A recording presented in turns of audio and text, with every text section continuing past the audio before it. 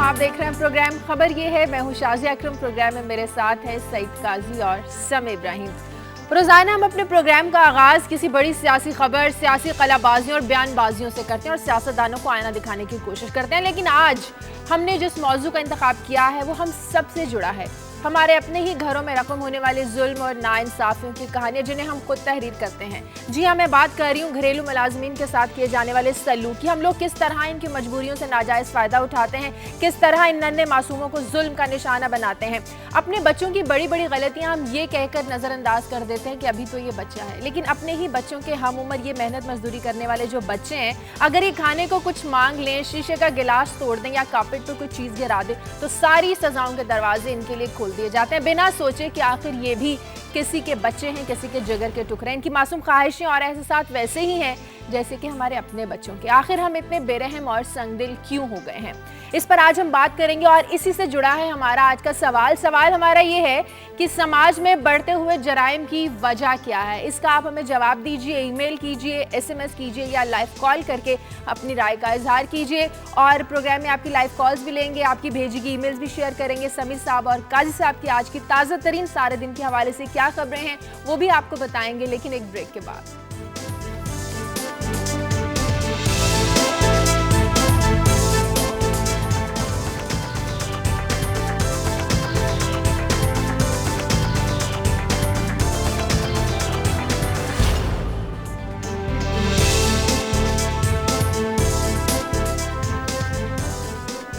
Break के बाद खुशामदीद। आज की ताज़ा खबरें लेते हैं समीर साहब और काजी साहब से। जी काजी साहब।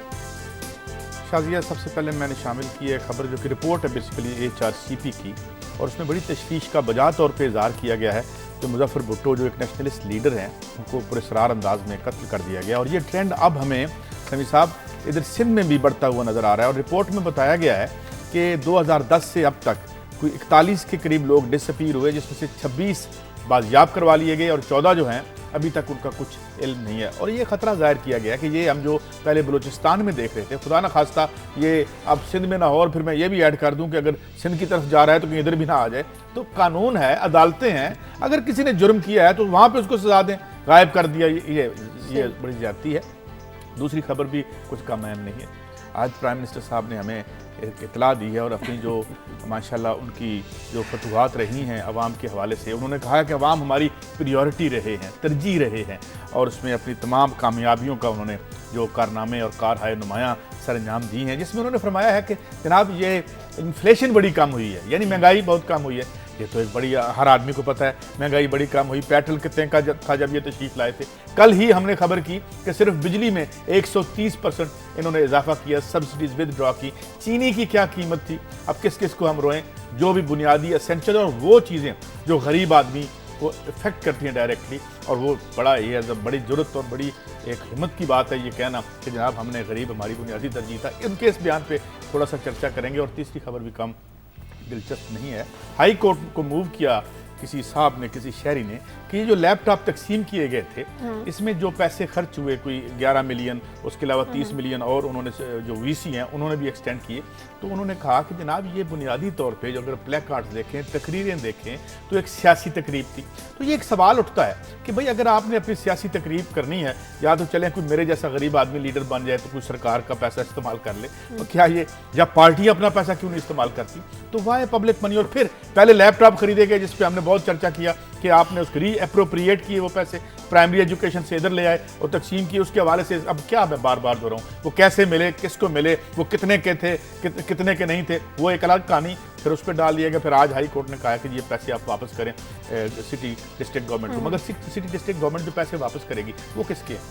वो अवाम के नहीं है। तो कब हमारी अदालत बुला के इनसे पूछेगी कि जनाब आप अपनी सियासी प्रोजेक्शन पे इस गरीब आदमी के टैक्सों से हासिल करदा जो पैसा है उसे इस्तेमाल ना करें? इस पे बात करेंगे। सही जी समीर साहब। शाजिया, डॉक्टर शकील अफरीदी जो एक बड़े करैक्टर थे, उसामा बिन लादेन को पकड़ने के लिए उन्होंने एक जाली वैक्सीनेशन कैंपेन भी चलाई थी पोलियो की। बिल आखिर उनको कल सज़ा सुना दी गई 33 बरस की। उसके बाद पूरी दुनिया में इस बात का चर्चा है और कुछ सवाल उठाए जा रहे हैं कि ये जो सज़ा जिस अंदाज में सुनाई गई और जिन लोगों ने सज़ा सुनाई, मसलन ये जो FCR रूल्स के तहत जो एक जिरगा है उसने सज़ा सुनाई 33 बरस की उनको, और उन पर जो इल्ज़ाम है वो है ट्रीजन का, गद्दारी गद्दारी का। की है। तो बहुत सारी दुनिया लोग पाकिस्तान में भी और बाहर भी ये सवाल करते हैं कि ये बड़ी अजीब बात है कि ओसामा बिन लादेन को गिरफ्तारी में मदद देना, वो पाकिस्तान के खिलाफ गद्दारी कैसे होगी? क्योंकि स्टेट ऑफ पाकिस्तान, पाकिस्तान की हुकूमत गुज़श्ता 10 साल ये दहशतगर्दी की जंग हमारी है, हमें बताएं ओसामा बिन लादेन को हम पकड़ कर देंगे। तो अगर कोई आदमी पकड़ने में उसकी मदद करता है किसी अमेरिकन की या किसी अथॉरिटी की, तो सवाल ये पैदा हो रहा है कि ये बगावत, इसको कैसे आप कह सकते हैं? और फिर जो कानूनी तरीका इख्तियार किया गया है FCR रूल्स के तहत, क्योंकि अब उन्हें हाई कोर्ट या सुप्रीम कोर्ट में अपील का हक नहीं है, वो सिर्फ एक कमिश्नर वहाँ पर एक सरकारी मुलाजिम ही उनकी अपील सुन सकेगा। अच्छा। दूसरी मैंने जो खबर शायद अपने इसमें शामिल की है वो पानी के हवाले से। एक तो पीने का पानी और दूसरा ज़रई पानी। मुजफ्फरगढ़ जो है वहाँ पर शहरी वो पीने का पानी साफ़ नहीं मिल रहा उन्हें, जहर आलूदा पानी पीने पर मजबूर हैं। हालांकि को तकरीबन 40-50 करोड़ रुपए की लागत से एक मंसूबा 2009 में शुरू किया गया और उसके लिए 25 करोड़ रुपए की रकम कायसाब दे भी दी गई है, लेकिन अभी तक लोगों को पानी नहीं मिल रहा और अब उस मंसूबे की तकमील के लिए 1 करोड़ रुपए की मज़ीद रकम रखी गई है। और दूसरा पूरा जो हमारा कॉटन ग्रोइंग एरिया है, जिसे हम जनूबी पंजाब कहते हैं, पानी जो ज़रई पानी, दरियाओं में पानी कम है, वहाँ पर पानी नहीं दिया जा रहा और आजकल जो सीज़न था वो है कपास की बिजाई का। अभी तक जो डाटा सामने आया है उसके मुताबिक 7% तो अभी तक कमी हो चुकी है इसकी कपास की बवाई में, जो अगर हम गुज़श्ता साल से उसका कंपैरिजन करें तो इस पर नज़र डालेंगे कि ये किस तरह अफेक्ट करेगी। क्योंकि कॉटन पाकिस्तान की जो एक बहुत बड़ी एक प्रोडक्शन है हमारी, जिस पर वो टेक्सटाइल में भी यूज़ होता है, इससे हमारी इकोनॉमी में क्या इस पर असरात पड़ेंगे। और फिर इंटरनेशनल इस्लामिक यूनिवर्सिटी इस्लामाबाद का चर्चा करूँगा। यहाँ पर इनके रेक्टर थे प्रोफेसर फ़तेह मोहम्मद मलिक, उनको फारिग कर दिया गया। बज़ाहिर तो उन्होंने छुट्टी ली है और वो छुट्टी इंडेफिनिट टाइम के लिए है और एक कायद-ए-आज़म यूनिवर्सिटी के जो वाइस चांसलर है वो एक्टिंग उसका चार्ज संभालेंगे, लेकिन बताया ये जा रहा है कि ये सऊदी अरब के प्रेशर पर उनको हटाया गया है। क्योंकि सऊदी अरब एक मखसूस शरिया और एक मखसूस इस्लामी तालीम चाहता है, जबकि प्रोफेसर फ़तेह मोहम्मद मलिक का ये कहना था कि क्योंकि ये यूनिवर्सिटी तो ज़िया में कायम की गई थी और उस वक्त एक ख़ास इसका पस मंज़र था अफ़गान जंग और हमें एक स्कॉलर चाहिए थे जो जहाद की तलकीन करते।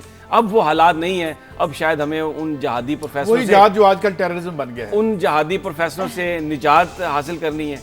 तो लेकिन ये जो एक वजह तनाज़ा बना उसकी वजह से उन्हें भेज दिया गया। अगर आपने मौका दिया तो इस पर बात करें। काई साहब हमेशा मेरे ख्याल में मौका देते हैं। आप। लेकिन आज हमें अपने प्रोग्राम में जिस टॉपिक पर बात करनी है, जैसे कि मैंने पहले जिक्र किया कि हम सब लोग घरों में काम करने के लिए बच्चे रखते हैं, लड़कियां रखते हैं, लड़के रखते हैं, लेकिन उनके साथ जो सलूक करते हैं वो उसके हकदार नहीं होते। समी साहब, क्या ये जायज़ है कि हम अपने बच्चों के साथ बड़ा अच्छा सलूक करते हैं, लेकिन घर में जो काम करने वाले बच्चे हैं, गुजरांवाला का आप वाक़या देख लीजिए, 7 साल बच्ची थी, इतना वहशियाना उस पर तशद्दुद किया गया जिस घर में वो काम करती थी और तशद्दुद करके उसके सड़क किनारे फेंक दिया गया। हालत उसकी ऐसी है कि उस बच्चे से बोला भी नहीं जा रहा। ये तो जो आपने जिस मसले का जिक्र किया है, ये डायरेक्टली ये इसका ना अमेरिका से ताल्लुक है, किसी से कोई ना हुक्मरानों से ताल्लुक है, इसका ताल्लुक हमारे अपने कल्चर से, हमारे अपने किरदार से है। और ये जो आपने जिस वाक़े को आज उठाया है, ये बेसिकली ये बताता है कि हम मुआशरती तौर पर किस तरह हम बेहिस हो चुके हैं और इन्हितात का शिकार हैं। वो जो वैल्यूज़ होती थी वो वैल्यूज़ अब नहीं रही। और ये बड़ा अफसोसनाक वाक़या आपने बयान किया कि जिसमें ये मुलाजमा के साथ इस तरह तशद्दुद किया गया। और इस पे देखिए, हाँ, बच्ची की आप हालत देखें। दूसरी बात इसमें शाज़िया ये है कि इससे पहले तो यहाँ पर पाकिस्तान में कोई लेजिस्लेशन ही नहीं थी कि अगर घरेलू मुलाजमा पर कोई तशद्दुद करे, मुलाजिम पर कोई तशद्दुद करे तो कोई किसी दफ़ा के तहत उनको सज़ा नहीं दी जा सकती थी। अब कानून बनाया तो गया है, लेकिन उस कानून की इम्प्लीमेंटेशन के हवाले से बहुत बड़े सवालात हैं। इतना वो इनके पास वो स्ट्रक्चर नहीं है कि आप पूरी उसकी देख सकें कि कहाँ पर नाइंसाफी हो रही है। और फिर एक गरीब मुलाजिम वो बेचारा कहाँ जाएगा, किस थाने में जाएगा, कौन उसको सुनेगा। कोर्ट को दोबारा दोहराता हूँ क्योंकि आज ये रेलेवेंट है। जो माई लाइफ एक बायोग्राफी थी लियोन ट्रॉट्स्की की, वो लिखता है कि अब ये इशराफिया के अदब में रस्म बन गई है कि जब हम किसी अपने बचपन का जिक्र करें तो जैसे कोई हरी भरी चरागाह नजर आए, मगर हकीकत यह है कि हम में से अक्सरियत का बचपन इतना तल्ख होता है कि हम पीछे मुड़ के देखने की तकलीफ भी नहीं कर सकते और ज़िंदगी हमेशा कमज़ोर को निशाना बनाती है। और बच्चे से ज़्यादा कमज़ोर कौन होता है? ये जो कह रहे हैं ना, इसका अमेरिका से ताल्लुक़ नहीं है, यानी इसका सारे निज़ाम से ताल्लुक़ है। जो एक सोशल लिबर्टीज़ और जो इंसानी हकूक़ और बच्चों के हकूक़ का जो जदीद तरीन तस्वर है जो रियासत को फराम करना चाहिए, वो नहीं है। वो यहाँ रियासत गायब कर दी गई है आलमी सतह पे। रियासत को रोल बैक करके इंसानों को एक जो जंगलों का एक समाज बना दिया गया, जिसकी वजह से इन बच्चों के साथ ये हो रहा है। यहाँ मॉडर्न स्टेट का तस्वर क्या है, बच्चे के राइट्स क्या है। 5 साल से लेकर 16 साल तक के बच्चे को तालीम देना रियासत का हक है। तो उस रियासत, उस तालीम के साथ जो और जुड़े हुए हक हैं, उसका घर हो, उसको रोटी मिले, उसको, और हम कहते हैं नहीं ये तो हमारा समाज, नहीं है हमारा समाज और कल्चर की बात, ये इंसान के जदीद ऐद में राइट्स की बात है। अच्छा, आप इतना अर्सा अमेरिका रहे हैं। देखिए मैं आपको अर्ज करूं, अमेरिका उन्होंने दिए, जहाँ मॉडर्न रेवोल्यूशन हुए उन्होंने राइट्स दिए, वहां पे कानून इन प्लेस भी हुए, मगर हमारे यहाँ ये क्यों नहीं हुआ? और ये हमें क्यों नहीं हुआ? क्योंकि हम अपने जो फंड्स हैं वो कभी अपनी पॉलिटिकल तकरीरों में इस्तेमाल कर देते हैं, कभी हम जो है वो मिस अप्रोप्रिएट करते हैं अपने फंड। हम अपने पैसे अपने बच्चों को तालीम देने पे खर्च नहीं करते, अपने एहसासे बनाने पे खर्च करते हैं। हम जब पावर में आते हैं तो देखते हैं कि हमने कौन सा केमिकल मंगवा के कहाँ बेचना है। इट्स मैटर ऑफ प्रियोरिटीज, हमारी प्रियोरिटीज क्या है। आप भी अमेरिका इतनी दे रहे हैं, वहाँ इस तरह की कोई मिसालें होती हैं? अमेरिका की अपनी रियलिटीज़ है, मैं अमेरिका को डिस्कस नहीं करता, मैं बात करता हूँ पाकिस्तान की, अपने मुआशरे की। और जो मैंने बात की थी ना कि हम बहुत आसानी से अपनी जिम्मेदारियों को, उनसे जान छुड़ाने के लिए हम किसी न किसी साजिश का हिस्सा करार दे के पीछे हट जाते हैं। मुझे आप बात बताएं, आपके घर में जो 13-14 साल लड़का या लड़की काम कर रही है, अगर खाने के वक्त आप उसको खाना नहीं देंगी, जो अपना खाना आपने अपने घर के लोगों ने खाया, उसकी बजाय उसको पुरानी बासी रोटी दे, इसका क्या ताल्लुक है अमेरिका से? इसका ताल्लुक आपकी मोरालिटी से है। ये जो आप बात, ये हमारे अपने निजाम की बात है, आप कहां से कहां ले जाते हैं? वो गुजरांवाला में मुलाजमा पर तशद्दुद हुआ। मुझे ये बताएं, अमेरिका को छोड़ें, दरिया फरात के किनारे अगर कुत्ता भूखा सो गया तो आपके खलीफा कहते हैं आपको सिस्टम देना है। हाँ। सिस्टम आपका अमेरिका से आता है, जो आपका जो वजीर है वो आपके फाइनेंस अच्छा, का वो अपॉइंट करता है, वो पैसे कहते हैं आपने पैसे कहां मैंने पहले अर्ज किया था, अगर आप बोलने देंगे तो मैं मुझे 1 मिनट दें। वो कहते हैं आप हमारे से असला खरीदें, पैसे वार ऑन टेरर पे लगाएं, अपने बच्चों की इस्लाह के लिए ना लगाएं। और हम कहते हैं जी ठीक है। मैं ये कहता हूं कि वो तो यही कहेंगे, अपने मफाद में हमसे ये काम करवाएंगे, मगर हमारे पॉलिटिकल लीडर जो जमहूर के वोटों से आए हैं, वो उन्हें एहसास है कि क्या अगर आप मेरी बात सुने मुझे एक बात है, 100 रुपए अगर आपने टैक्सेस लिए हैं, हाँ। उस 100 रुपए में से 30-40 रुपए के आपने असला खरीद लिया, उसमें से 60-70 रुपए जो हैं आपने जो है वो जो आपने कर्जा लिया वो था 2 नंबर, जो खुद आप खा गए और रूलिंग क्लास खा गई, उधर दे दिया। बाकी जो बचे वो वजीरों मशीरों के लिए चले गए। तो हमारे बच्चे इस तरह रुलेंगे या नहीं रुलेंगे? आप बिल्कुल ठीक बात कर रहे हैं, हमारी भी तो कुछ जिम्मेदारी बनती है ना। इजाजत है, लेकिन काजी साहब हमारी भी तो कुछ जिम्मेदारी बनती है। अगर मजबूरियों के मारे लोग घरों में काम करना शुरू जिम्मेदारी बनती है, अगर आप जिम्मेदारी वायलेट कर रही हैं तो सरकार वहां आके आपको सजा दे, प्यूनिटिव एक्शन। बिल्कुल, अगर एक बच्चे के राइट्स वायोलेट होते हैं तो कौन करेगा? मैं आपसे रियासत तो आप, उसके पास पुलिस नहीं है चोरी पकड़ने के लिए, वो पैसे किधर खर्च कर रहे हैं? अब एक फलाई रियासत का तस्वुर ही नहीं है भाई। मैं अर्ज ये करना चाहता हूं कि आप सारी जो रिस्पांसिबिलिटी है वो रियासत पर नहीं डाल सकते। हम जिस इखलाक के तहत अपनी जिंदगी, जिस अकीदे के तहत अपनी जिंदगी गुजारते हैं, उसमें मेरे अपने भी कुछ फराइज हैं। आपके फराइज हैं ना? अब जब आप पूरे नहीं करते तो फिर प्यूनिटिव एक्शन होता है। अब आप बोलें, आपको सजा मिलेगी ना। अगर मैं किसी को कत्ल कर देता हूं, सपोज मैंने जुर्म किया, कौन आएगा? कौन आके मुझे पकड़ के मुझे कटहरे में खड़ा करेगा? रियासत।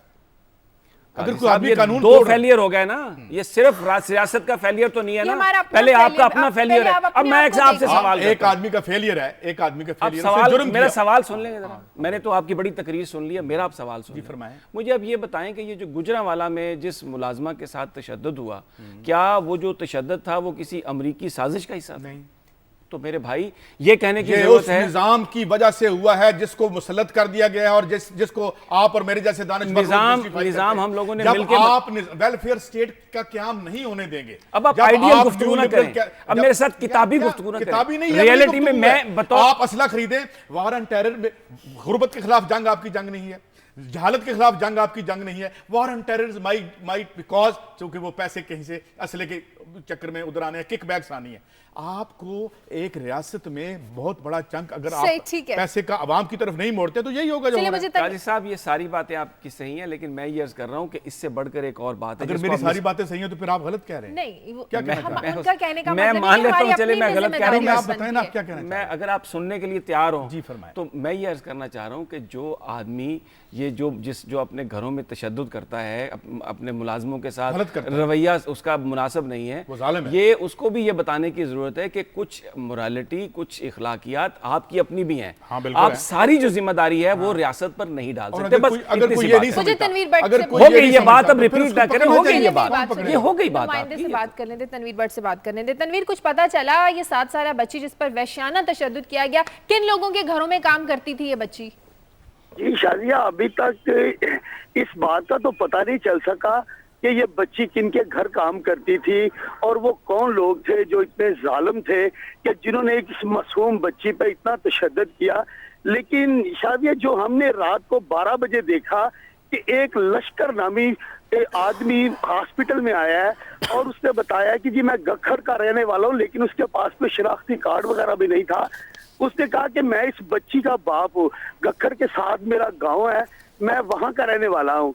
जब मैंने टीवी पे देखा है, जब इस बच्ची को, मेरी बच्ची तो सुबह घर से बर्फ लेने के लिए निकली थी, लेकिन वहां पे जो चाइल्ड प्रोटेक्शन ब्यूरो की ऑफिसर थी, उसका कहना था कि ये जो शख्स है ये बिल्कुल झूठ बोल रहा है। बच्ची ने खुद बताया है कि वो 1 साल से किसी के घर में काम कर रही है और जो इसका मेडिकल चेकअप हुआ है, डॉक्टर ने इस बात की तस्दीक कर दी है कि बच्ची के जिस्म पे पुराने निशानात है, 3 दिन पुराने भी हैं और इससे भी ज्यादा पुराने हैं कि बच्ची के जिस्म के कुछ हिस्से भी जले हुए हैं। लेकिन मैंने जब उस बाप को देखा रात 12 बजे के करीब कि उसको टीवी पे सुबह पता चल गया था, टीवी देख के, कि मेरी बच्ची जो है वो बिल्कुल बेहोश पड़ी हुई है एक अस्पताल में, तो वो बंदा रात को 12 बजे छुप के अपनी बच्ची को मिलने के लिए आया। बच्ची की माँ नहीं है, इसकी और बहन भाई नहीं है क्या? वो भी किसी के घर में काम करते हैं? बच्ची की फैमिली कितनी है? जी शाजिया, उसका बाप जो है वो, उसने बस इतना बताया था कि इसकी माँ भी सुतेली है और अपने दूसरे बच्चों के मतलब उसने कुछ नहीं बताया कि मेरे और कितने बच्चे हैं। शायद मैं यहाँ पे ना एक बात करना चाहता हूँ कि मैंने जब उस बाप को देखा कि जिसकी बच्ची इस तरह तड़प रही है, तकलीफ में है, खाद्य आला ने भी इस बात पे नोटिस लिया, पुलिस भी सरगर्म हुई, SSP operation Kamran Yusuf hospital आए और उन्होंने बिल्कुल पुलिस को हदायत की कि एसएचओ गखर मंडी ने इसके ऊपर अपनी मुद्दत में मुकदमा भी दर्ज कर लिया। लेकिन डॉक्टरों का भी कहना था कि बच्ची जो है इसकी हालत बिल्कुल ठीक नहीं है, वो बिल्कुल सीरियस हालत में है। लेकिन बच्ची को अस्पताल में एक आम बेड पे रखा गया, वहीं पे वो तड़पती रही। डॉक्टर ने जब उसका तिब्बी मुआयना किया तो उसका कहना था कि बच्ची ने 3 दिन से खाना भी नहीं खाया और इसको खून की भी जरूरत है। लेकिन हमने सारा दिन देखा कि अस्पताल में उस बच्ची को ओ पॉजिटिव खून नहीं दिया गया और बच्ची को इंतहाई निगहदाश्त की वार्ड में भी नहीं रखा गया और उसको बिल्कुल नॉर्मल से जो बेड है, क्या वजह इसकी? क्या बच्ची के वालिद के पास पैसे नहीं है, डॉक्टर पैसे मांग रहे हैं, वजह क्या है?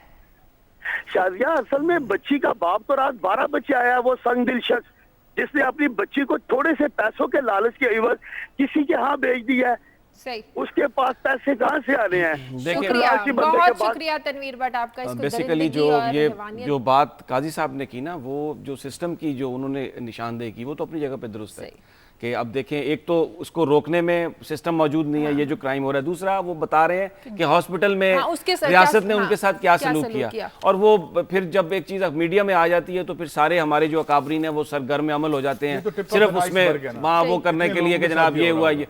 तो ये एक सिस्टम अपनी जगह पे खराब है, जो उन्होंने बिल्कुल सही कहा, है ही नहीं सिस्टम। और दूसरा, हम भी जो इंडिविजुअल्स हैं, हम भी अपनी रिस्पॉन्सिबिलिटी जो है उनको भुला चुके हैं और अब वो एक रेस लग गई है। जो कल कॉलर ने बात की थी, बड़ी खूबसूरत बात थी जो उन्होंने लंदन से कॉल की थी कि हराम और हलाल में जो तमीज थी वो खत्म हो गई है। मुआशरा इस कदर इन्हेतात का शिकार है। कराची से फरीद है हमारे साथ। हेलो, अस्सलाम वालेकुम। वालेकुम सलाम जी। जी मैडम, मैं फर्स्ट टाइम कॉल कर रहा हूँ आप लोगों के प्रोग्राम में और मैं जब से आप लोगों के ये प्रोग्राम देख रहा हूँ तो जो टाई पहने हुए डॉक्टर साहब हैं उनकी मैं बातें सुन रहा हूँ, बहुत अच्छी बातें कर रहे हैं आज। उनकी बातें मुझे आज बहुत अच्छी लगी और कहने का मतलब ये है कि ये एक गुलाम मुल्क है, ठीक है। मैं एक बात दिल से कह रहा हूँ, ये एक गुलाम मुल्क है, पुत्र नाया दे नखरे नवाबा दे, ठीक है ना। वो बात यहाँ पे हमारे हुक्मरान कर रहे हैं। ये एक भिखारी मुल्क है जो भीख मांगता है दूसरों से, यहाँ की आवाम को भिखारी बना दिया है, सही है। इस तरह की 100 लड़कियां हर रोज आपके शुमाली जो वजीरिस्तान है इधर ड्रोन के हमलों में मर रही हैं, ठीक है। बच्चे मर रहे हैं, माएँ मर रही हैं, ठीक है ना। उसके ऊपर आज तक किसी ने कोई बात नहीं की, किसी ने वहां पे फुटेज नहीं दिखाई कि ये जो ये जो दुनिया पे अलमदार बैठे हुए, ठीक है ना, जो ह्यूमन राइट्स के हैं, ये लोग क्या कर रहे हैं वहां पे किसी ने प्रोग्राम किया है? हमारे यहाँ पे क्या हो रहा है, कराची में क्या हो रहा है, आपको पता है कि दिन के कितने लोग मर रहे हैं? सही। किसी को कोई ख्याल नहीं है। ये जो हमारे ऊपर आज ये हुक्मरान है, ये अल्लाह ताला का अजाब है हमारे ऊपर।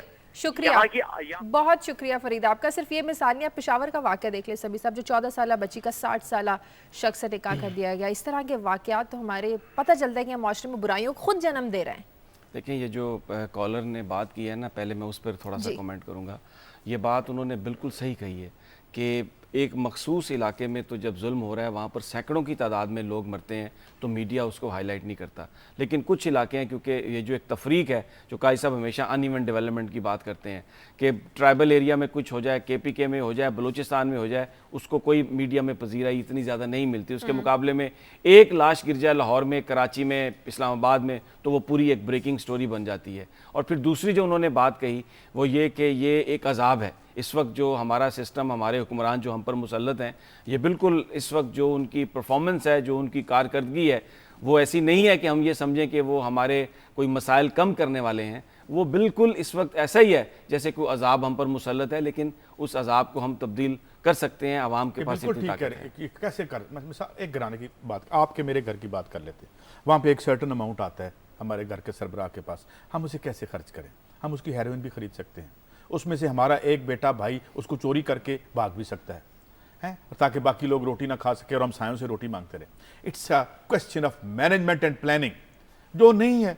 वो क्यों नहीं है? क्योंकि ये मैनेजमेंट और प्लानिंग आपकी तरजीह नहीं है, आपकी प्रायोरिटी नहीं है। हाँ, तकरीर कर दी, जैसे आज मैंने खबर का जिक्र किया, बाद में करेंगे, अभी तो आप उस पर बात करिए कि जी हम बयानात की हद तक बात करनी है, अमली हद तक जब आपने कंक्रीट डिसीजन करने हैं, जब आपने इकॉनमी के हवाले से एक प्लानिंग मनसूबा या बजट लेके आना है, तो उस बजट में आप सेहत के लिए, तालीम के लिए, रोज़गार के लिए जो पैसे रखेंगे। और ये भी बात हमारे प्रोग्राम्स, हमारे TV पे आप देख रहे होंगे, पैकेजेस मुख्तलिफ आ रहे हैं समी साहब, कि क्या पैसे रखे गए थे और क्या खर्च हुए। यानी इवन पहले तो इंतहाई मीगर अमाउंट, बहुत कम अमाउंट रखा जाता है, वो भी खर्च नहीं हो पाता। उसको खर्च करने की भी हमें सलाहियत नहीं है। कुछ आके हम कहेंगे चलो जी 10% आप बजट का इधर ले आए, उसको, ये है हमारी अहलियत का आलम। चलिए, मुझे ब्रेक लेनी है। ब्रेक के बाद हम बात करेंगे एक और 14 साल लड़की की, जिसकी जुल्म की दास्तान हम आपको सुनाएंगे कि किस तरह उसका 60 साल एक शख्स के साथ निकाह कर दिया गया। ब्रेक के बाद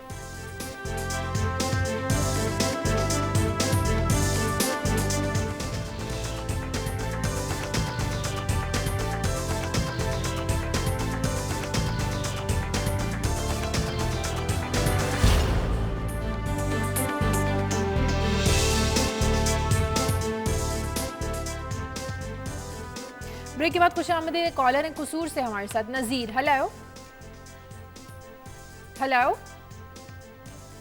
मुझे लगता है कॉल कट गया। हम अपनी खबर को डिस्कस करते हैं। पेशावर में एक 14 साल लड़की का निकाह 60 साल शख्स से कर दिया गया। उस लड़की के मामू को 60,000 रुपए के एवज उस लड़की को, उसका जो निकाह था वो 60 साल शख्स से कर दिया गया। काजी साहब, हमारी अब बेटियों की, बच्चियों की ये इज्जत रहेगी कि पैसों के लिए उनकी शादियाँ इतनी बड़ी। एक तो समी साहब ने ठीक फरमाया कि जैसे आप आ जाता है अखलाकी नतात, वो कहते हैं कि जब ये गुर्बत एक दरवाजे से अंदर आती है तो इज़्ज़त और गैरत खिड़की से बाहर निकल जाती है।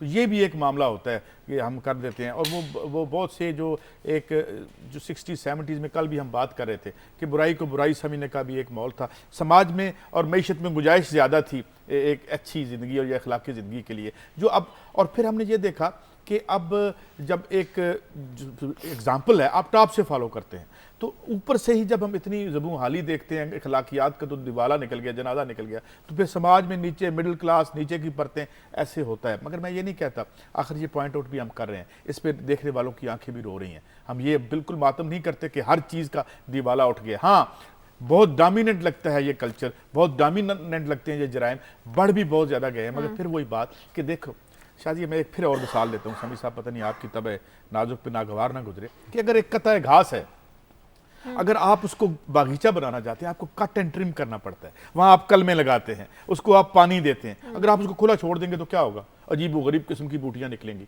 जड़ी बूटियाँ, जिसके बारे में वो कल हमारे दोस्त कह रहे थे मुझे एक साहब कि यार आप जो दानिशवर हैं या एंकर हैं, आपकी दानिशवरी में और जड़ी बूटियों से इलाज में क्या फ़र्क है? तो मैंने कहा यार अच्छी बात, आप हम पे भी तनकीद करें।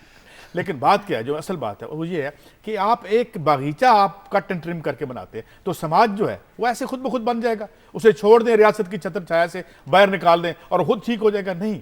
आपको इस जदीद ऐद में मुझे ये समझ नहीं आती, जो मौलवी उस टाइम निकाह पढ़ा रहा होता है या जो वो घर वाले साथ होते हैं, उनमें से अकल बिल्कुल ही गायब हो जाती है। नहीं, ये मामला अकल का नहीं है, ये मामला या तो गुर्बत का है या लालच का है। गुर्बत के आगे गैरत क्या? बिल्कुल गुर्बत नहीं, एक जो जिस इज्जत इलाके आपकी, से, ये गैरत। बात आपकी सही है, वो जो काई साहब ने कहा ना कि हर चीज़ खिड़की से बाहर निकल जाती है, वो बेसिकली एक तो इन्हतात है। हम लोग अपने अंदर, जो समाज के अंदर जो लोग बुराइयां करते हैं, होना क्या चाहिए था, एक ज़माना था जिसका कल बड़ी वो इंपॉर्टेंट बात कही थी कॉलर ने, मैं फिर ये कहूँगा कि मुआशरे में कोई आदमी बुरी बात करता था तो लोग उसको कहते थे कि तुम बुरा कर रहे हो, और एक उसका मुआशरती जिसे हम कहते हैं ना कि उसको बिल्कुल आइसोलेट कर दिया जाता था, वो था। अब है ही नहीं। अब कोई आदमी चाहे अपनी बेटी को बेचे, अपने बेटे को बेचे, रिश्वत ले, किसी के साथ ज्यादती करे, जो मर्जी करे, उसको कोई बुरा कहने वाला है ही नहीं। उसके ये एक सबसे बड़ा जो मैं जिक्र कर रहा था ना, काई साहब बिल्कुल सही कह रहे थे कि जो हमारा सिस्टम है, जो हमारी रियासत है, वो नाकाम हो चुकी है। जहां पर रियासत नाकाम हुई है ना, वहां पर हम बतौर इंडिविजुअल भी अपनी रिस्पॉन्सिबिलिटीज को ना महसूस कर रहे हैं, ना उनकी तरफ हमारी कोई तवज्जो दे रहा है, बल्कि क्या हो रहा है कि हम अपनी तमाम जो इंडिविजुअली हमारी इनफरादी जो फेलियर है, उसको हम रियासत के कांधों पर डालकर एक बड़े आराम से साइड से बरी जिम्मा हो रहे हैं। ये जी, इमरान बुखारी से बात कर लेते हैं इस वाक़े पर। इमरान, बच्ची का निकाह तो कर दिया गया, बच्ची इस वक्त है कहाँ पर? शाजिया जो बच्ची है 13.5 साल इसकी उम्र है, रिमशा, इसको इस वक्त वेमेन पुलिस स्टेशन में रखा गया है और वो आज अदालत में पेश किया जाएगा, जहां उसका बयान रिकॉर्ड करने के बाद उसको मुमकिन तौर पर वेमेन क्राइसिस सेंटर ही मुंतकिल किया जाएगा। इस केस में जो सबसे अहम बात ये थी शाजिया, जो इसके वालिद है रहमत अली, उसका ये कहना था कि ये बच्ची घर से बाहर निकल जाती थी। 12 साल की उम्र जब इसकी हुई, ये घर से बाहर निकल जाती थी। इसको समझाने की कोशिश की गई और जब इसको समझ नहीं आई, मारपीट भी की गई। इसको जंजीरें इसका वालिद डाल के रखता था अपने घर में, तो जब इसको समझ नहीं आई तो इसको इसके ननियाल शिफ्ट कर दिया गया था, जहां इसके वालिद के मुताबिक इन्हें बताया नहीं गया और इसकी शादी कर दी गई थी। लड़की का बयान ये था कि इसको 60,000 रुपए इसके मामू ने लिए हैं और इसको इस शख्स पे बेचा था, और ये शख्स इसको तशद्दुद का निशाना भी बनाया करता था और साथ ही इसको जंजीर भी डाल के रखता था। इसके वालिद का ये कहना था कि इसने इसके जो शोहर था, मुबैना शोहर जिसको कहा जा सकता है, तो उसको इसके वालिद ने कहा हुआ था कि जंजीर डाल के रखो। इमरान, कितना अरसा पहले पता चला कि इस लड़की को जंजीरों में जकड़ा हुआ है, पुलिस के पास भी इस लड़की को पहुंचाया गया? शाजिया ये कल का ही वाकया है। पुलिस को इत्तला मिली कि मज़ाफ़ाती इलाका है गड़ी इमरान दाऊदजई का, यहाँ पर एक घर से खातून की चीखों की आवाज आ रही है, जिसमें पुलिस ने जब छापा मारा तो ये बच्ची यहाँ घर के कमरे में बाहर से कमरे को ताला किया गया था, वहाँ पर जंजीरों में जकड़ी मौजूद थी। बहुत शुक्रिया इमरान साहब, ये आपने बच्ची की शक्ल देखी, कोई भी महज़ब और शरीफ आदमी इस बच्ची के चेहरे में अपनी बेटी की तस्वीर देख सकता है। बिल्कुल। और ये बड़ी, हम क्या किसको हम मुर्दे इल्ज़ाम ठहराएं। 60,000 रुपया, फिर वहाँ पे भी वही मालियात इन्वॉल्व हुआ और उसमें बच्चा एक पेंट चढ़ गया। मुझे कॉल, अच्छा, मैं कॉल से पहले ना, ये जो पेशावर का वाक़या है कि आप अपने, यानी उन्होंने कहा, रिपोर्टर साहब ने बताया कि वो निकल जाती थी घर से बाहर, वालिदैन के कंट्रोल में नहीं थी, यानी पता नहीं कैसे निकलती थी, क्या था, क्या वाक़या थे, लेकिन एक बात सामने आई कि शायद वो वालिद जो उनके हैं उनकी मर्ज़ी के मुताबिक ज़िंदगी नहीं गुजार रही थी, तो यहाँ पर उसको जंजीरों में जकड़ कर बेच दिया गया। और मुझे वो लंदन में जो मुकदमा चल रहा है शफीला अहमद का, वो भी मुझे याद आया। उस बेचारी को भी 2003 में इसलिए मार दिया, उसके वालिदैन ने मार दिया कि वो मर्जी के खिलाफ कपड़े पहनती थी, उनकी मर्जी के खिलाफ वो शादी करना चाहती थी। कल भी हमने यही अर्ज किया था, ये क्या माइंडसेट है ये काई साहब, ये एक जिसको हम जनरेशन गैप कहते हैं ना, हमारे बहुत सारे जो वालिदैन हैं, वो जो नई एक एजुकेशन आ रही है उसके मुताबिक यूथ को जो स्कूलों में पढ़ाया जाता है अपने राइट्स के हवाले से, वो जब घर में आते हैं तो एक बिल्कुल एक मुख्तलिफ माहौल है। उससे क्या हो रहा है कि कन्फ्यूजन भी फैल रही है। ये एक बहुत बड़ा अलमिया है हमारे माशरे। तो पेरेंट्स को भी समझना चाहिए आजकल का जो दौर है, जो आप पढ़ाई बच्चों को दे रहे हैं। कॉलर है हमारे साथ कराची से जावेद। हेलो जी, अस्सलाम वालेकुम। वालेकुम सलाम। जी जावेद बात कर रहा हूँ, जावेद तस्नीम कराची से। जी दुनिया टीवी के बहुत अच्छा प्रोग्राम है, पहले प्यामे सुबह होता है, फिर आपका प्रोग्राम होता है। इसमें मैं आज जो समी इब्राहिम साहब ने शकील अफरीदी के बारे में जो कुछ कहा था पहले, अभी डिटेल से तो वो कहेंगे, जो मैं समझा उस पर मैं कुछ बात करना चाहूँगा। लेकिन हेलो जी हाँ, उससे पहले मैं ज़रा एक बात कहूँगा काजी साहब से कि काजी साहब थोड़ी सी बर्दाश्त पैदा करें अपने आप में। और वो थोड़ा सा सुन लिया करें। बहुत और शुक्रिया आपकी बेहतर ये नसीहत होगा का। कि थोड़ी ये इस प्रोग्राम की रिकॉर्डिंग अगर वो देख लिया करें तो शायद उनको महसूस हो जाए कि वो किस हद तक जज्बाती हो जाते हैं।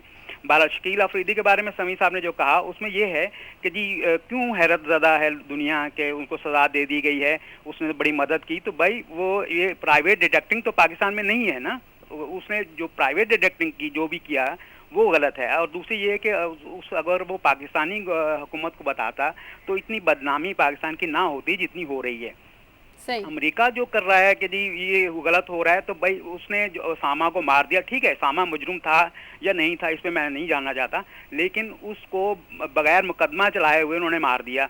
तो उस पे दुनिया क्यों नहीं उसको पूछ रही है, शकील अफरीदी पे हमसे क्यों पूछ रही है? बहुत शुक्रिया जावेद, पहले आप जवाब दे दें। देखिए ये क्योंकि मैंने खबर में भी वो जिक्र किया था, तो इस हवाले अब उनकी कॉल भी आ गई तो मैं बातें, उन्होंने खुद कॉलर ने अपनी बात में ये कही बात कि वो प्राइवेट डिटेक्टिंग, तो बात यही हो रही है कि अगर प्राइवेट डिटेक्शन उन्होंने वो की, उस जासूसी की प्राइवेट, तो उनको प्राइवेट जासूसी के जुर्म में आप सजा दें। ये कह देना कि उन्होंने पाकिस्तान से गद्दारी की है जिसकी सज़ा पाकिस्तान के कवानीन में मौत है, उनको 30 साल की आपने कैद सुना दी, और फिर पकड़े जाते हैं वो एबटाबाद से।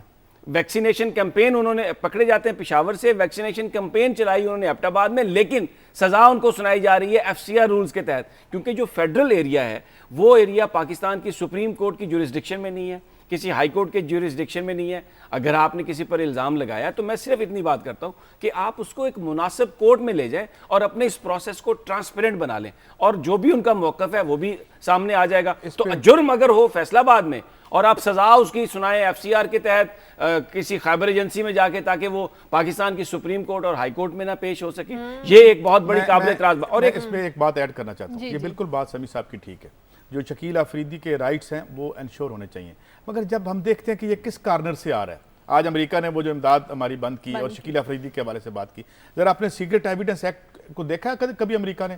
इसके तहत अगर कोई बंदा वो पकड़ लेते हैं तो उसे ये राइट भी नहीं है कि वो उनसे ये पूछ सके कि हजूर मेरा जुर्म क्या है। उसको जुर्म बताए बगैर इनडेफिनेटली अंदर रखते हैं। गुआंतानामो बे में उन्होंने क्या किया, यहाँ से वो रेमंड डेविस को उठा के ले गए और उन्होंने हमसे वादा किया कि जी वहां जाके उसका ट्रायल करेंगे। 2 बंदे दिन दहाड़े उसने कत्ल किए। मैं आप फिर कहता हूं कि बड़ा मुश्किल होता है इंसाफ की जो तराजू सामने रखना। शकील अफरीदी को इंसाफ मिलना चाहिए, इस मुल्क के कानून के तहत कोई ज्यादती उससे नहीं होनी चाहिए, किसी 180 मिलियन किसी बंदे से नहीं होनी चाहिए, हम उसके खिलाफ है। मगर ये कौन है जो हमें आके बताते हैं कि आप क्या खुद क्या करते हैं आप लोगों के साथ? ये जो बिल्कुल मैं जो शकील अफरीदी का जो मामला उठाया था वो मैंने बतौर पाकिस्तानी एक मामला उठाया था कि जो शकील अफरीदी साहब हैं वो एक पाकिस्तानी हैं और वो बाकायदा उनको वो उनका ये हक है कि उनका जो ट्रायल हो वो बिल्कुल इंसाफ के तकाज़ों के मुताबिक हो। पैसों के लिए किसी भी मुल्क के लिए जासूसी कर सकता है, एक सवाल है ना। मैं ये अर्ज करना चाह रहा हूं कि एक फिर मेरा आपसे ये सवाल है, पैसों के लिए जासूसी, आप मुझे ये बताएं कि स्टेट ऑफ पाकिस्तान पिछले 9 साल से हर रोज मैं टेलीविजन पर सुनता हूं, उसामा बिन लादेन, परवेज मुशर्रफ सब कहते हैं हमें बताएं हम मार देंगे, अमेरिका बताए हम पकड़ के देंगे। तो पाकिस्तान के एग्जीक्यूटिव्स को एतमाद में ले लेते हैं। तो लेना भाई, तो पाकिस्तान के एग्जीक्यूटिव्स को एतमाद में लेना या लेना तो डिस्क्रिप्शन है ना। मैं अगर कोई आदमी किसी दहशतगर्द के वेयर अबाउट्स के बारे में उसे इल्म है, और मैं दहशतगर्द इसलिए कह रहा हूं कि हुकूमत पाकिस्तान ने उसको दहशतगर्द करार दिया हुआ है, तो फिर वो उनसे जाके पूछेगा कि सर ये चोर है मैं इसको पकड़ लूं? ये मुझे इस बात की समझ नहीं आई। इस पे मेरा भी टेक ले। मैं उसामा बिन लादेन का नजरियाती तौर पे उस वक्त भी मुखालफ था जब वो अमेरिका के साथ हाथ से हाथ मिला के यहाँ पे अफगानिस्तान में लड़ रहा था। जो मैंने उस वक्त लिखा वो आज रिकॉर्ड पे में, और मैं ये समझता हूँ कि उसामा बिन लादेन जो है वो यहाँ अमेरिका नहीं बनाया, तोरा बोरा से उसको भगाया, ठीक है।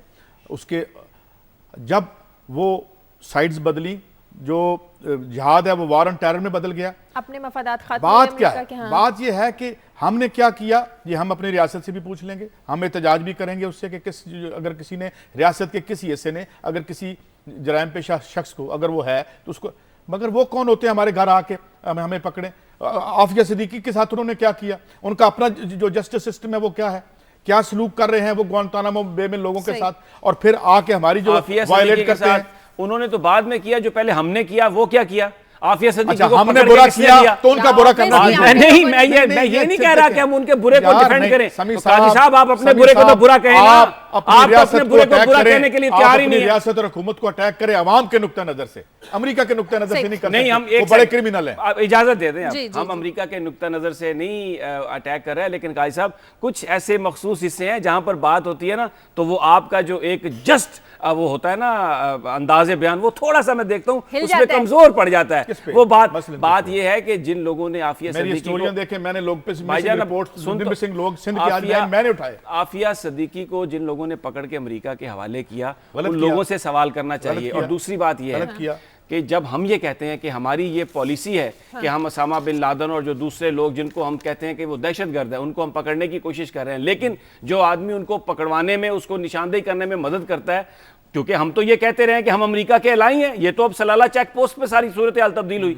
मई 2011 में जब ये वाकया हुआ, उस वक्त तो हम अमेरिका के इत्तेहादी थे। और अगर किसी आदमी ने हमारे इत्तेहादियों को इंफॉर्मेशन दे दी उनकी और उन्होंने आके उसको उठा लिया, तो ये पाकिस्तान से गद्दारी कैसे हुई? यही बात है जिसकी वजह से पाकिस्तान के किरदार पर पूरी दुनिया में सवाल उठ रहे हैं। एक तरफ तो आप ये कहते हैं कि उसामा बिन लादेन दुश्मन है हमारा भी और हम उसको पकड़ते हैं, दूसरी जानिब जो उसको पकड़वाने में मदद देता है उसको गद्दार कहकर इस तरह मुकदमा उसका चलाते हैं और उसको भेजते हैं कि सुप्रीम कोर्ट ऑफ पाकिस्तान और हाई कोर्ट ऑफ पाकिस्तान भी उसका केस नहीं सुन सकती। सवाल का जवाब दे दें, इस वक्त परवेज मुशर्रफ यहाँ मतलूब हैं, रेड वारंट सामने इंटरपोल के जरिए का है, भेज दें हेलीकॉप्टर उसको उठाने के लिए, उनकी रियासत को वायलेट करके उठा लाए वहां से उनको। समी साहब क्या बात करते हैं, ये हमारी जो सॉवरेनिटी है उसको उन्होंने वायलेट किया है, तो गलत किया, कोई डिफेंड नहीं कर रहा उसको, गलत किया उन्होंने। वो एक अलग इशू है, देखें जो अमेरिका ने हमला किया वो एक अलग इशू है। नहीं, उसामा बिन लादेन आपकी नजर में एक मुजरिम था ना, आपकी नजर में, या मतलब जाहिर सबकी नजर में था, उसकी किसी मुल्जिम की मुजरिम तो नहीं था, मुल्जिम था ना इनकी नजर। देखिए उसकी हमारी नजर में ना कोई मुल्जिम है ना मुजरिम, ये अदालत का काम है, स्टेट का काम है, हम यहाँ पर बैठ के लोगों पे इल्जाम नहीं लगा रहे। तो आप क्या इस बात को एंडोर्स करते हैं कि जो उसकी एक्स्ट्रा जुडिशियल किलिंग की गई उसकी कोई ट्रायल क्यों नहीं चलाया गया? नहीं, वो गलत है, एक्स्ट्रा जुडिशियल किलिंग जो की गई उसकी वो गलत है, ट्रायल का हक हर बंदे को, और अमेरिका ने ये जो किया ये इंतहाई गलत किया है और हम इसको, लेकिन अब अगर अमेरिका ने काम गलत कर दिया तो आप उसकी मिसाल बना के सारे अगले काम गलत करना शुरू कर देंगे। अभी ये आप शकील अफरीदी को फेयर ट्रायल मिलना चाहिए साहब, आप ये हमें पाकिस्तान की रियासत को बचाने की कोशिश ना करें। शकील अफरीदी समेत 180 मिलियन लोगों के जो राइट्स हैं वो प्रोटेक्ट होने चाहिए, लेकिन मैंने ये कहा कि जो तुम जुर्म, ताकत और अपनी इंपीरियलिज्म की वजह यहां करते हो उसको हम भूल जाएं, वो क्योंकि शकील अफरीदी भी तुम्हारा तोहफा है, उसामा बिन लादेन भी तुम्हारा तोहफा है, वार एंड टेररिज्म भी तुम्हारा तोहफा है, ये सजाब में हम मुब्तला है। मुझे कॉलर लेने दें, हमारे साथ कॉलर है लाहौर से इमरान। हेलो, मुझे लगता है आप लोगों की बहस सुनते सुनते कॉल्स कट गई। चले आप लोगों की खबरों की तरफ आते हैं। मुजफ्फरगढ़ की आपने खबर दी थी कि करोड़ों रुपए से शुरू होने वाले जो वाटर सप्लाई स्कीम थी वो वहां पर शुरू नहीं हुई। शायद 2009 में ये स्कीम शुरू हुई, मेगा प्रोजेक्ट था कायसा, 43 करोड़ रुपीस इसके लिए मुख्तस किए गए थे और बड़े बड़े, और इसको मुख्तलिफ हिस्सों में तकसीम किया गया इस स्कीम को कि ताकि जल्दी बने, बड़े बड़े इफ्तिताह भी हुए उसके। लेकिन क्या हुआ, 25 करोड़ की ठेकेदारों को अदायगी भी हो चुकी है, लेकिन ग्राउंड पर कुछ नज़र नहीं आ रहा। और आज भी मुजफ्फरगढ़ के जो शहरी हैं वो साफ मुज़र सेहत पानी पीने पर मजबूर हैं। और इस साल इस पूरे प्रोजेक्ट के लिए सिर्फ 1 करोड़ रुपया रखा गया। वो हमारे नुमाइंदे अगर लाइन पर हैं मनान साहब, तो वो इसकी पूरी तफसील आपको बता सकते हैं। लाइन पर हैं जी मनान, क्या वजह है कि स्कीम में इतना अरसा हो गया, पैसे भी लग गए, ठेकेदारों को पैसे भी दिए जा चुके, लेकिन शुरू नहीं हो सकी ये स्कीम और लोग गंदा पानी पीने पर मजबूर हैं? जी शाजिया, मुजफ्फरगढ़ शहर का जो डिस्ट्रिक्ट हेडक्वार्टर है, इसमें ये 6 यूनियन काउंसिल पर मुश्तमिल है और लाखों की आबादी है। यूनिसेफ समेत मुख्तलिफ इदारों ने यहाँ पे जो ज़ेर ज़मीन पानी है वो उसको जब टेस्ट कराया गया तो पता चला कि ये जहर आलूद और बदबूदार है और इस पानी के अंदर मुख्तलिफ बैक्टीरिया और ख़तरनाक अज्जा शामिल हैं जो इंसान में कैंसर, यरकान, टीबी, जिगर और पेट की दूसरी बीमारियों का मुजब बन रहे हैं। शादिया, इसी बुनियाद पर पब्लिक हेल्थ इंजीनियरिंग ने मुजफ्फरगढ़ में 43 करोड़ पैसे इस काम का आगाज किया। नहीं, ये तो ठीक है, डिटेल सारी मनान जी आ चुकी है। हम तो ये जानना चाह रहे हैं आपसे कि अब इस वक्त क्या सूरत हाल है, ये कौन लोग हैं जो 25 करोड़ रुपए ले गए और अब अगर 1 करोड़ रुपया इस साल रखा गया तो ये फिर कैसे होगा प्रोजेक्ट कंप्लीट? जी समी इब्राहिम साहब, इसमें इशू इस वक्त ये आ रहा है कि 25 करोड़ रुपए ठेकेदारों को दे दिया गया और मौके पे हमने जो फुटेज बनाई है, देखा है, मौके पे सिर्फ चंद कमरों और 2 टैंकियों के अलावा मौके पे कुछ मौजूद नहीं है और 25 करोड़ रुपए वो गबन कर चुके हैं जो ठेकेदार हैं, जो वहाँ के अफिसरान थे सारे। अब पंजाब हुकूमत की संजीदगी का ये आलम है कि 1 साल के लिए जो रवां साल है सिर्फ 1 करोड़ रुपए जारी किया गया इस इस मंसूबे की तकमील के लिए। अगर इसी तरह 1 करोड़ जारी किया गया तो इसको तो 20 साल मजीद लग जाएंगे मुकम्मल होने में। और इस वक्त मुजफ्फरगढ़ थर्मल पावर और दूसरी इंडस्ट्री की वजह से जो जेर जमीन पानी है मुजफ्फरगढ़ का वो जहर आलूद है और लोग बीमारियों में मुब्तला हो रहे हैं, लेकिन हुकूमत उस पर कोई नोटिस नहीं ले रही। और आज बहुत शुक्रिया अब काजी साहब, ये जो आपने बात की ना, ये मामला वही तरजीहात का है। वो आप एक बात करते हैं ना कि एक सिस्टम के तहत सारी चीजें होंगी, लेकिन शायद हम लोग अपनी प्रायोरिटी मैं आपकी खबर की तरफ आ रही हूँ, मुझे एक कॉल लेने दें, मैं आपकी खबर की तरफ आ रही हूँ। फ्रांस से हमारे साथ कॉलर है आरिफ। हेलो। अस्सलाम वालेकुम मैडम। वालेकुम सलाम जी आरिफ। जी मैडम, मेरी शकील साहब से मैं सवाल करना चाहता हूँ। अस्सलाम वालेकुम शकील साहब। शकील साहब नहीं, यहाँ पे समी मैं साहब समी हैं हूँ और और काजी हैं। सईद साहब शकील साहब कोई नहीं है यहाँ पे। हाँ जी हाँ जी हाँ जी। नहीं समी के साथ नहीं है, दूसरे जो सईद साहब जी, काजी शाह साहब, सईद काजी। शाह साहब नहीं। ये डॉक्टर साहब भी हैं, शाह जनाब साहब आप भी। ये देखे, जब भी आप बात करते हैं ना तो हर चीज को अमेरिका को कहते हैं कि अमेरिका मुलव्वस है। देखिए मेरे भाई, 11 साल का बच्चे का ये पहला केस नहीं है, ये दूसरा केस है आपके पास। आपके सामने एक बाप अपनी 11 साल बच्ची जो फ्रांस में अदलिया ने पहली तारीख में उनको वापस भिजवा दिया, उसका केस भी सही है, जज साहब ने नहीं सुना। आप मुझे ये बताएं कि उस वक्त तो हमारे पास केस था, हमारी अदलिया, हमारे जो आजाद अदलिया है उसके पास केस था, जो उन्होंने एक ही तारीख में वापस फ्रांस बच्ची को 11 साल बच्ची को भिजवा दिया। और भाई मेरे, हम पहले अपने गिरबानों में झांके हम क्या हैं, पहले फिर दूसरे मुल्क पे हम तनकीद करें।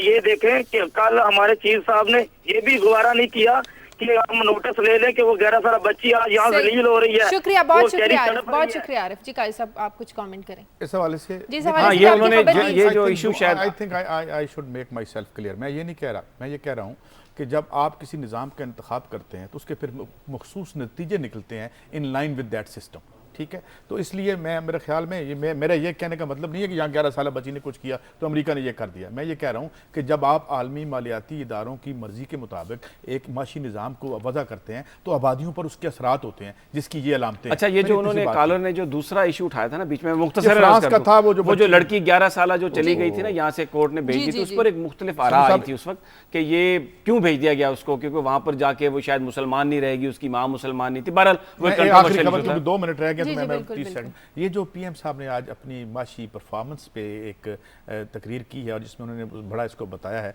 मेरा नहीं ख्याल कि ये वेरीफिएबल है। और ये मैं उसी तरह जिस तरह कल भी अर्ज कर रहा था कि let's not insult the intelligence of the people. जो आदमी रोजाना ग्रासरी करता है, जो आदमी अपनी आमदनी और रोजाना इस इन्फ्लेशन को उससे स्ट्रगल कर रहा होता है, तो जब हम उसे मिलकर ये बताते हैं कि हमने ये बेहतरी की, तो ऐसा कुछ नहीं था मेरे ख्याल में। मीशत के महाज पे समी साहब, तो हम जमहूरियत के लिए तो खैर हमारी जान भी कुर्बान और आपकी भी समी साहब, लेकिन ये तो आप माने ना कि जमहूरियत का जो अशर हमने 5 सालों में किया है वो उससे मेरे ख्याल में एक तो आपने वो कर दिया, ऊपर से जब ये आप कहते हैं तो फिर वी आर इंसल्टिंग। मैं आपकी इस बात से एग्री करता हूं कि हमारी तवक्कुआत उन लोगों से पूरी नहीं हुई जो हमारे हुक्मरान थे, बरक्स किया उन्होंने उसके बरक्स किया, और इंशाल्लाह इसी सिस्टम में हम उन्हें तब्दील कर देंगे। शाजिया, आज मौका नहीं मिला, लेकिन मैं ये अब मुझे पता है प्रोग्राम को कंक्लूड करने वाली हैं, लेकिन कल काजी साहब हम जरूर बात करेंगे जो इंटरनेशनल इस्लामिक यूनिवर्सिटी के जो वो कपास वाली खबर डिस्कस करें। अच्छा, कपास वाली वो, हाँ, ये अगर वक्त है तो वो खबर ये डिस्कस करना चाहता हूँ कि इस वक्त जो कॉटन ग्रोइंग एरिया है पाकिस्तान का, जो जनूबी पंजाब जिसमें ज़्यादा है, सिंध का भी हिस्सा कुछ उसमें शामिल है, वहाँ पर पानी की कमी है। पानी की कमी की वजह से जो गंदम की जो बिजाई है उसका, कपास की बिजाई बहुत ज़्यादा मुतासर हुई है। और अभी तक जो डाटा आया है वो गुज़श्ता साल से अगर उसको कंपेयर करें तो 7% अभी तक उसमें कमी है। पिछले साल भी ये हुआ था कि हमने 50 मिलियन बेल्स जो है कॉटन की वो हमने टारगेट दिया था, लेकिन फिर वो 12.5 मिलियन बेल्स बना सके थे क्योंकि फ्लड की वजह से इफेक्ट हुआ था। और अभी इस वक्त भी यही सूरत हाल है कि क्योंकि पानी की कमी है तो उसका जो एक सबसे बड़ा जो इस वक्त बरंट आ रहा है और जिसका बाद में इकोनॉमी पे भी असर पड़ेगा, लोगों के रोजगार पर असर पड़ेगा, कि अभी जो कॉटन की जो बिजाई है, जो उसकी बवाई है, वो अभी तक पूरी नहीं हो रही। पूछ लें उनसे अगर शरीफ हैं तो। शरीफ जी, मुख्तसर बताइएगा, वक्त कम है, पानी की कमी की वजह से कपास की जो फसल है अगर इसी तरह मुतासिर हो तो कितना नुकसान हो सकता है इस साल हमें? नुकसान का तो कोई अंदाजा नहीं लगाया जा सकता, लेकिन पैदावार चूंकि उसमें कम हो जाएगी, पानी कम होगा तो जो उसकी बिजाई है, काश्त है फीसद कपास की, वो नहीं हो पा रही है। बहुत सारे इलाके ऐसे हैं जहाँ के गंदम की कटाई हो चुकी है, 1 महीना हो चुका है, लेकिन वहाँ पे पानी न होने के बाइस काश्त नहीं हो सकी। तो जो हमारी मुख्तलिफ पीसीजे के जो जराए उनसे बात हुई, उनका ये कहना था कि 2 से 3 लाख बेल जो है ये इस अगर पानी बर वक्त ना मिला तो ये कम हो सकती है, लेकिन अगर ये इसी तरह रहा तो ये मजीद कमी इसमें हो सकती है और जो काश्तकार है उनको ज्यादा मुश्किल का सामना करना पड़ रहा है। इस वक्त भी जो अब काश्तकार है उन्होंने महकमा नहार के मुख्तलिफ जो जिम्मेदारान ने उनसे बात की, तो उनका ये कहना था कि जो क्योंकि पानी तरबेला और मंगला डैम में नहीं आ रहा, और फिर जो इरसा ने सिंध का जो पानी है उसकी तकसीम में जनूबी पंजाब का हिस्सा कम कर दिया, जिसकी वजह से नहरों में जो पानी है वो कम है। एक तो 15 अप्रैल को शिशमाई नहरें शुरू की गई और उसके अभी 1 महीना उसका गुजरा कि मजीद पानी उसमें कम हो गया। शुक्रिया, बहुत शुक्रिया शरीफ जो, वक्त कम है हमारे पास। इसी पर एक कॉलर है, मुझे बताया गया ऊपर से, महमूद रहीम यार खान से। हेलो, अस्सलाम वालेकुम, मैं सैयद महमूद बुखारी बोल रहा हूँ जी, ऑल पाकिस्तान किसान वेलफेयर एसोसिएशन से। वक्त बहुत कम रह गया, मैं कोशिश कर रहा था काफी देर से कॉल मिलाने की। ये भाई अभी ब्रीफ कर रहे थे, गुफ्तगू कर रहे थे। मैं जिला रहीम यार खान के हवाले से आपको बता दूं कि यहाँ खौफनाक सूरत हाल से हम 2-4 हैं। इस वक्त तक कपास बिल्कुल हम बुआई नहीं कर सके। उसकी बुनियादी वजह यह है कि तौंसा लिंक जो पंजद है वहाँ से हमें सैराब किया जाता है, जो बंद करके अब सिंध को पानी दिया जा रहा है, और हमें हेड त्रिमू से जो कि 50% पानी दरमियान में ज़ाया हो रहा है, उसका कोई फायदा नहीं, वो हम तक नहीं पहुंच रहा। ये अजाब हम पे मुसल्लत हुकूमत कर रही है। हमारी ये दरख्वास्त है कि खुदा के लिए किसानों का मुआशी कत्लेआम बंद किया जाए, और इरसा के डायरेक्टर रेगुलेशन है एमएस सिद्दीकी जो गुज़िश्ता 26 सालों से। बहुत शुक्रिया, वक्त कम है। इस पर हम इतना जरूर कह दें कि हमें जैसे आपने कहा हम इसे टेक अप करेंगे मंडे। कल तो हमारा प्रोग्राम नहीं है, मंडे को इसको टेकअप करेंगे, और इसके साथ मंडे को इंटरनेशनल इस्लामिक यूनिवर्सिटी के जो रेक्टर हैं प्रोफेसर फतेह मोहम्मद मलिक, उनको भेजा गया। मैं उस माइंडसेट की बात करूंगा काजी साहब, उस सोच की बात करूंगा जो मुसल्लत की जा रही है हमारे यहाँ, और जिसको रेजिस्ट कर रहे थे फतेह मोहम्मद मलिक साहब। इस पर डिटेल से बात करेंगे। बहुत शुक्रिया समी साहब आपका, काई साहब आपका। अक्सर लोग हमसे ये शिकायत करते हैं कि उनकी कॉल ज़्यादा नहीं लेते। हम माजरत करते हैं, प्रोग्राम में खबरें भी डिस्कस करनी होती हैं, वक्त बहुत कम होता है, लेकिन कोशिश करेंगे, रोज़ाना कोशिश किया करेंगे कि आपसे ज़्यादा बात हो सके, आपके जो मसाइल हैं वो ज़्यादा से ज़्यादा सुनकर उन पर बात की जा सके। प्रोग्राम का वक्त खत्म हो गया, आप फीडबैक दीजिए। खबर@duniatv.tv पर आपसे मुलाकात होगी पीर वाले दिन मंडे को। इजाज़त दीजिए, अल्लाह हाफ़िज़।